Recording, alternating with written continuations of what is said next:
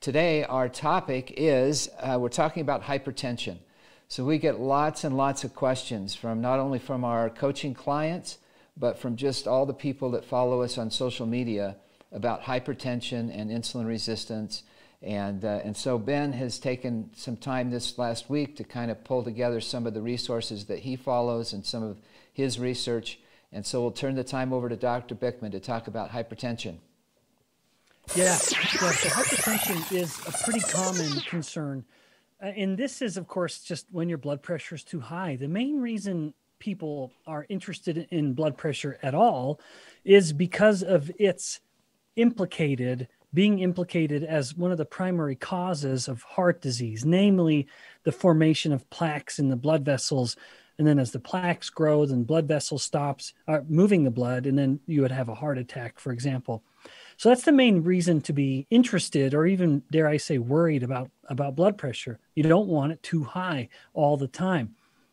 Classically, the view on hypertension has been that it is almost totally a consequence of the amount of salt that a person's eating. This idea is based on the very real phenomenon that in the body, where you have more salt, you will hold on to body water.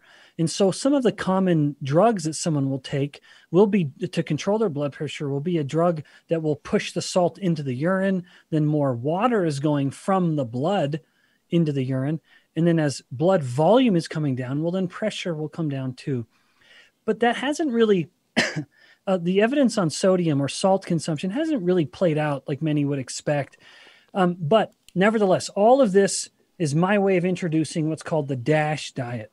The DASH diet is an acronym, DASH, for Dietary Advances to Stop Hypertension. And the DASH diet is really at the heart of our obsession with salt, but they go further than that. So the DASH diet is generally considered a low-fat diet and a diet that is also low salt and low in refined carbohydrates. And that last point is a key there. So basically what they tell people to do is to eat more real food, less processed foods. And you can see the problem with that. So unfortunately, and the DASH diet does lower blood pressure. I need to disclose that right up front.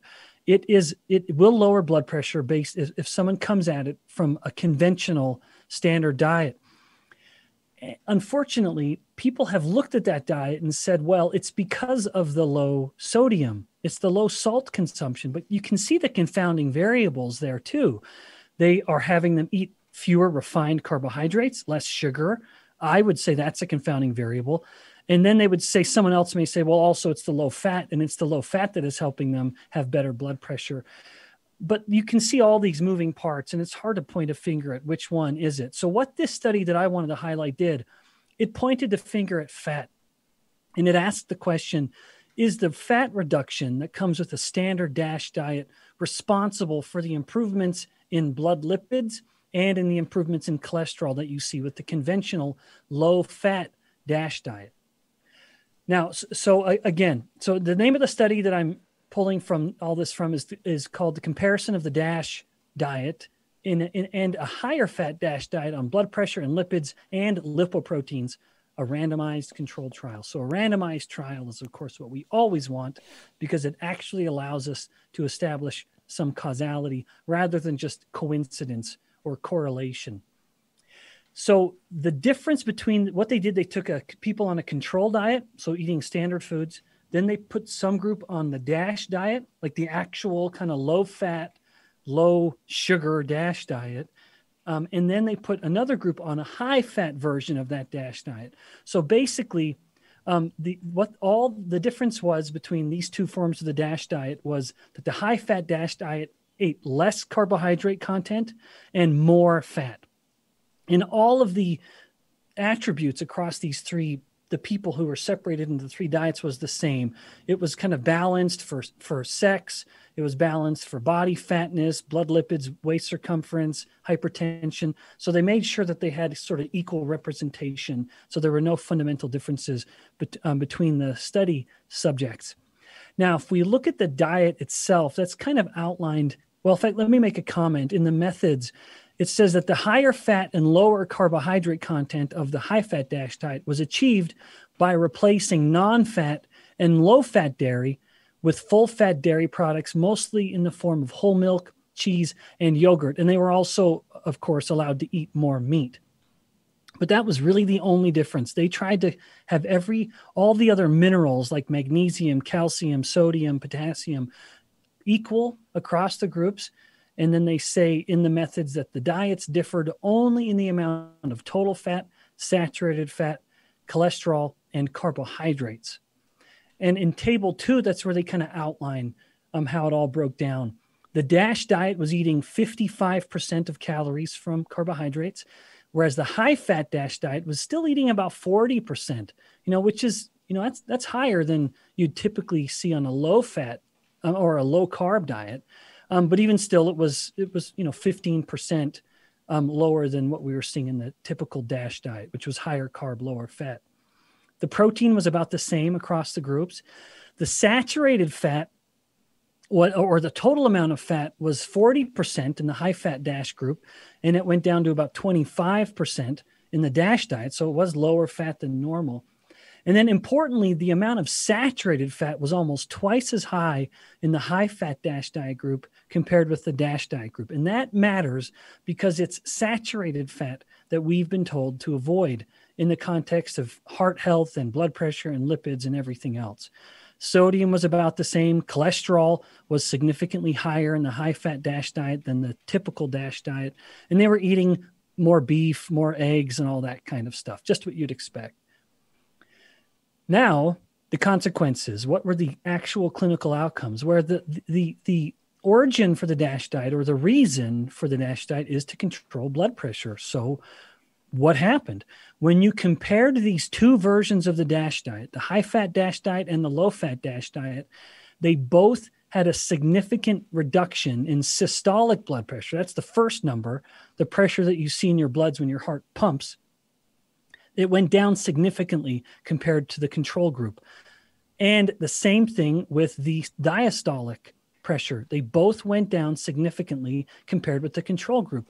So this right there at as far down as we've come, which isn't even that far, we immediately see the fat content of the DASH diet is in no way necessary. Cutting the fat in the conventional DASH diet, that was not the critical variable in lowering someone's blood pressure, because this group was eating significantly more fat and double the amount of saturated fat, and their blood pressure went down to the exact same degree that it did in the low-fat DASH diet. And then when you look at triglycerides, in fact, now we start to see differences. So triglycerides are one of the best predictors of heart disease, and you want your triglycerides to be low. And who had the lowest of all triglycerides? It was the high-fat DASH diet group. In fact, it was significantly lower than the DASH diet group. The people eating less fat had higher triglycerides, so a higher form of this fat in the blood. And triglycerides matter. They are a strong predictor of heart disease. Total cholesterol didn't change. It went down, in both of the DASH groups. So both the high-fat DASH group and the normal low-fat DASH group both had a significant reduction in total cholesterol. So even though these people were eating twice as much saturated fat, their total cholesterol went down to the same degree that the low-fat eaters did. LDL cholesterol also changed in both of the DASH diet groups, and HDL cholesterol was roughly the same across all of them. But in fact, the DASH group, the low-fat DASH group, had the biggest drop in HDL cholesterol. And remember, they also had the highest increase in triglycerides. And as much as people focus on LDL, which I just mentioned didn't change by number, but it did change by size, which I'll come back to in a moment, LDL cholesterol is actually a pretty terrible predictor of who's going to have a heart attack. What is a stronger predictor is the triglyceride to HDL ratio. You want that number to be low. You want relatively more HDL cholesterol than you have triglycerides. And that triglyceride to HDL ratio got best. It was the best response in the high-fat DASH diet group. And it was the worst response in the low-fat DASH diet group. So kind of challenging some of these seminal conclusions of what we think when it comes to fat. Now, with regards to LDL, I mentioned a moment ago that LDL is a pretty terrible predictor of a heart disease. And that's because it fails to encompass the nuance of LDL. If LDL is really relevant to heart disease, it might be relevant when it's smaller and more dense. So LDL itself as a molecule, as a lipoprotein, can encompass a kind of wide spectrum of diameter. And the tighter and smaller the LDL molecule is, the more atherogenic it appears to be. In other words, the more causal it is to heart disease. And the bigger it is, the less problematic it is. Well, wouldn't you know it? And this is based on figure 3C. The high-fat DASH diet group had the biggest, it had an expanding effect. And so whatever, the number of LDL molecules overall didn't change. I mentioned that statistic earlier, but the LDL molecules in the high-fat DASH group got bigger than any of the others, suggesting that those LDL numbers got less, or that LDL, the molecules themselves, are less atherogenic than otherwise. So those are the overall conclusions. A pretty simple study with pretty simple outcomes, but I think powerful, where people fear, one of the reasons they fear saturated fat is this idea that it's going to be contributing to risk factors relevant to heart disease, namely elevated blood pressure and elevated or dyslipidemia, so changes in lipids that are not good. And in fact, this study suggests it's quite the opposite. The high-fat DASH group, which was eating more fat, but eating less refined carbohydrates, which was an important part of the study, and what I would argue is the more relevant part of the DASH diet in general, they had an equal reduction in blood pressure and a more favorable change in blood lipids compared to the typical low-fat DASH diet. So anytime a dietitian is telling someone, well, you need to adopt a DASH diet to improve your blood pressure, now we have a bit more of another dimension to that, which is, yeah, sure, adopt a DASH diet. It'll help your blood pressure a few points, but you may as well have a high-fat DASH diet because it does it even better. And that's the conclusion. So let's stop fearing fat in the context of the DASH diet, which many people are taught to this day. And there's certainly some value compared to the standard diet, but the evidence suggests that a high-fat version of it may be even better. Now, wouldn't it have been fun if they would have done an actual low-carb version of the DASH diet, which these guys didn't really, because the carbohydrate consumption was still at 40% of calories, which really doesn't fit any definition of low carb. And they weren't intending it to be low carb. They just intended it to be high fat, which can also be kind of high carb. But nevertheless, it challenges the dogma and helps us understand that if the DASH diet works to any degree, it's not because it's low fat. When was this study done, Ben? Yeah, it was done in 2016. So just a few years ago, published in the American Journal of Clinical Nutrition, which is a very good journal. Hey, Ben, who's pushing this narrative of saturated fat is so bad for us? Are we the only voices out there that's not pushing this narrative? Yeah, well, there are more and more voices all the time. So the fear of saturated fat was born from the work of decades ago, looking at it was the rise of the diet heart hypothesis, which was not that fat's a problem. Not even at the time, they weren't even saying cholesterol's a problem because there was no evidence to suggest it was. They were saying it's saturated fat that's the problem. And that was based on surveys done across a variety of countries, most especially Greece, where they basically were having people answer questionnaires about what they were eating and noticing in that population that there was a fairly low level of heart disease. Of course, we know now in hindsight, there was cherry picking of data, that they only were publishing the data from select countries and not all of them. But even within the countries they chose, like Greece, for example, which was such a poster child for this evidence for this, that these people eat relatively little meat and thus little saturated fat and have low instance of evidence of heart disease. They were conducting these surveys in Greece during the time of Lent. And as any faithful Catholic knows, that's a time where you typically are avoiding meat as just part of the dietary practice. But they knew it at the time. The scientists, if I use that term, which I hate to do in this case, but because I would argue they weren't really seeking truth. They were just seeking to confirm their own biases. But they knew they were doing this during Lent, and yet they did it anyway. They were asking these questions about what they were eating during this very unique period of time when they were avoiding meat. And then they took that conclusion as part of their evidence for the avoidance of saturated fat is a primary reason people have a lower instance of heart disease when it was really just sort of cooking the books. Yeah. Well, Ben, from a practical standpoint, when we coach our clients on our Insulin IQ protocol, I mean, everybody's triglycerides drop. Their LDL improves. Their HDL improves. They're off their hypertension medications almost within weeks of starting the program. So we have all the evidence we need. Yeah. In fact, Rich, we published some of that evidence working with on an Insulin IQ protocol. I would encourage anyone to look into this. Just go to Google Scholar and type in Rich's last name and my last name, Hart and Bikman, in the word ketogenic, and you'll find the study immediately. Over just 90 days of putting women who had type 2 diabetes on a ketogenic diet, their blood pressure, among many other things, dropped and significantly. I think it was like a 15-point drop in systolic pressure and a 5 or 6 point drop in diastolic.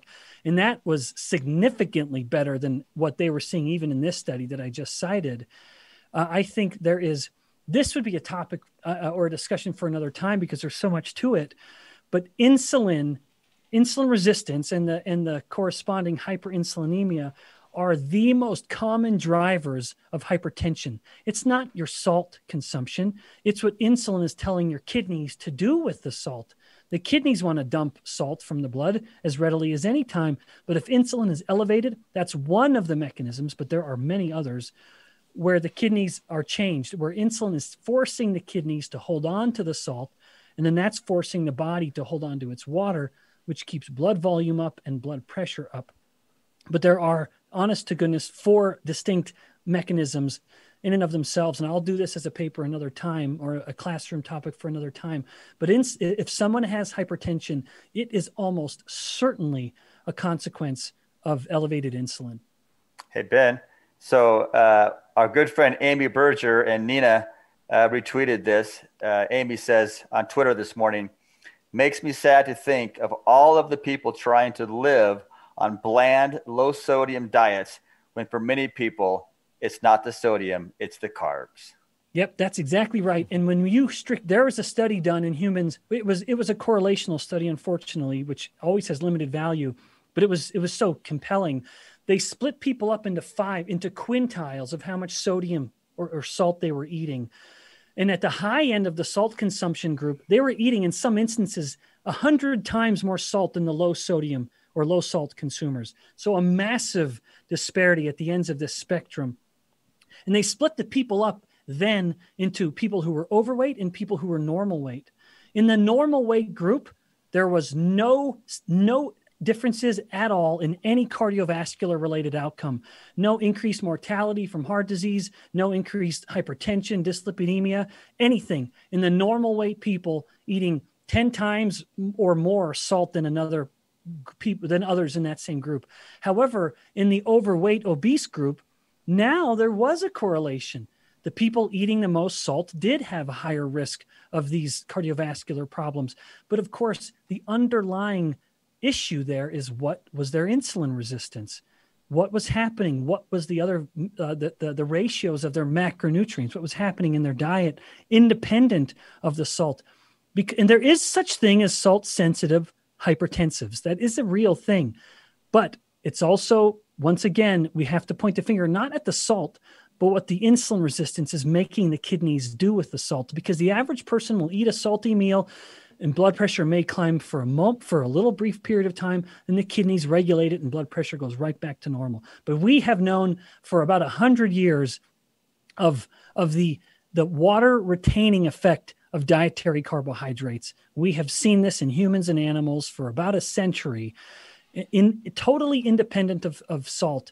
If insulin is up, the body is changing in numerous ways to increase blood pressure. And so, yeah, don't fear the salt. Don't worry about the salt. worry about the carbs and what that's doing to your insulin, because that will initiate multiple processes, one of which will affect salt, all of which are combining to increase blood pressure. You know, it's interesting, Ben, when we put people on our in-body machine here and they get a really influx of lean body mass or really even muscle mass, I'll know that they cheated that week because they ate carbs and the machine is showing a dramatic increase in their water. And so I'm like, hey, you cheated, didn't you? Like, how did you know? Because your water uptake just skyrocketed about 4 pounds. It's all about it's carbs. Shocking. Yep, it is shocking. When I every night on my right ring finger, I'll wear a sleep tracker ring. And it's which is always a bit depressing because I always sleep so terribly. So I don't know why I do that to myself, but just one more thing to worry about, but I can't help it. But I notice in the morning when I wake up and I'm taking my ring off, if I have every time without fail, if I have indulged that previous night in some insulin spiking snacks or treats, I will have a harder time pulling that ring off than if I haven't done that. I've been smart and I kind of was low carb throughout and I didn't snack or have treats in the evening. That ring will just come off nice and easy that next morning. Yep. I myself have been to a heart doctor for some edema that I would get in my ankles, who told me to get off salt. So I did that. Didn't see any change in my ankles. I then, a year or two later, found Rich and Insulin IQ and started on this program. And instantly, within like 2 days, my ankles were normal. And a couple of years after the fact, I went back to this heart doctor for some other stuff. And I told him, hey, by the way, when you suggested that I got off salt, I did that, didn't see improvement. I stopped eating carbs and instantaneously I got my ankles back. And he said, oh, no, it was just because you lost weight. You probably lost weight, right? And I said, yeah, I lost weight. In 2 days. But the ankles came well before the weight loss. Like, you can't deny that. And he just would not have it. Like, no. He wouldn't hear me, which is crazy. It challenges dogma. Yeah, people. Yeah, they don't want to see data if it upsets their dogma. Yeah, unfortunately. And really, we see everybody that we see. If they say they have hypertension and they're on blood pressure medication, that's one of the first things I warn them of. That you have to be really careful. So everybody who's listening, if you have hypertension and you're starting to go low carb, make sure you talk to your doctor, because if your medication is lowering your blood pressure and now your diet is doing it as well, a lot of people will get too low if they're not careful and wean themselves off of that medication. So that's definitely something to look at. But every one of our clients see an improvement there as they're increasing their salt. So they're eating more salt now and seeing their blood pressure go down. Yeah. So. In fact, that is a topic as a follow-up. What happens to insulin resistance when you cut salt too much? And in fact, the spoiler, it's not good. Yeah. Carly, what percentage of our clients that come in are suffering from some hypertension and or just have completely wrong, have misperceptions about hypertension? To me, almost everyone has a complete misunderstanding of this. It's one of the big paradigms that we have to try and help people learn. I think the whole salt issue is one of 3 or 4 paradigms that have to be shattered in order to adopt this lifestyle. But I would say probably at least 50% are on medication for high blood pressure. Yeah, I believe so. Maybe more than that. It's a lot. Yeah. And Jack, it's amazing how fast the physicians are taking these clients off of their meds. I mean, it is happening quickly within weeks. Within weeks. Yeah, yeah. And they've been on medications for years and years, and within weeks they're off their meds. Yeah. And that's because the medication never solves the problem. Yeah. In this case of insulin resistance and hypertension, the medication is simply trying to undo some of what the insulin resistance is doing, which means as long as the person is insulin resistant, the medication will only be trying to fight that, never doing it successfully, never solving the problem. But when you actually solve the problem, which everyone hears us say so often, then the medication becomes, well, less relevant. I'll say that. I'll put it that way to be diplomatic about it. Yeah. And Well, like Ben explained, salt will raise your blood pressure. I've heard for about 30 minutes is all. So whenever I always tell people, if you're feeling, because it's kind of tricky, if you have blood pressure as an issue and you're lowering your insulin and depleting your electrolytes, it's kind of tricky to kind of figure out what am I feeling, because those two things will feel very similar. Headache, lightheadedness, dizziness, that's what you're going to feel with both.